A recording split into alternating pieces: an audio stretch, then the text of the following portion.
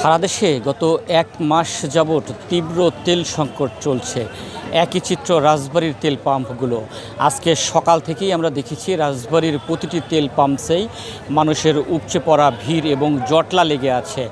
বেশিরভাগ তেল পাম্পেই তেল নেই, যেগুলোতে তেল আছে সেগুলোতে কিন্তু মানুষ তেল নেওয়ার জন্য লম্বা সিরিয়ালে দাঁড়িয়েছে।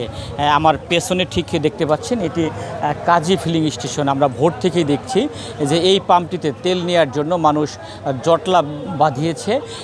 ঠিক পাম্পের মুখ থেকে অন্ততপক্ষে 6 থেকে 700 মোটরসাইকেল সিরিয়াল ধরেছে। আমরা যারা তেল প্রত্যাশী রয়েছে তাদের সাথে কথা বলেছি। তারা আমাদেরকে জানিয়েছেন প্রিয়জনের সাথে ঈদের আনন্দ ভাগাভাগি শেষে এখন তাদের কর্মস্থলে ফেরার পালা। কর্মস্থলে ফেরার সবচেয়ে বড় বিড়ম্বনার নাম হচ্ছে এই তেল সংকট। তেল না থাকার কারণে তারা চরম ভোগান্তিতে পড়েছে। দূর দূরান্ত থেকে আসা মানুষেরা তারা চরম ভোগান্তিতে পড়েছে। তারা তেল না পেয়ে যেতে পারছে না। অনেকেরই মোটরসাইকেলের তেল শেষ হয়ে গিয়েছে। আমরা দেখেছি অনেকেই এই ভ্যানে করে তাদের মোটরসাইকেলকে তেল পাম্প পর্যন্ত নিয়ে এসেছে।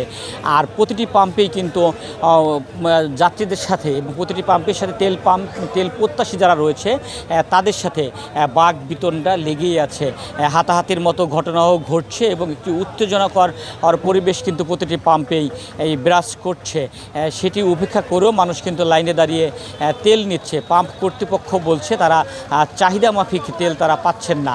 যেটুকু তেল তারা পাচ্ছেন সেই অনুযায়ী তারা তেল সরবরাহ করে যাচ্ছে।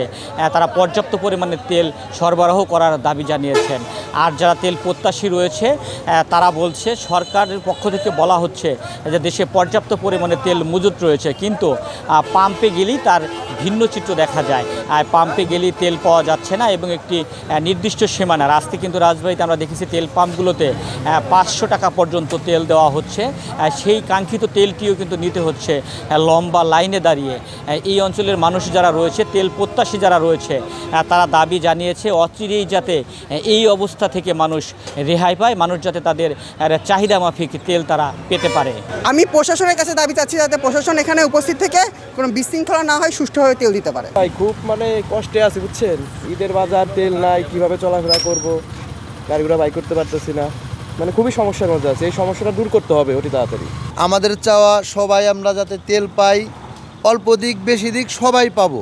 আমার একলা যে আমি ট্যাঙ্কি লোড দিয়ে নেবো তাও না, সবাইয়ের দিক আমরা সবাই চলি স্বাভাবিকভাবে যাতে সবাই আমরা চলতে পারি।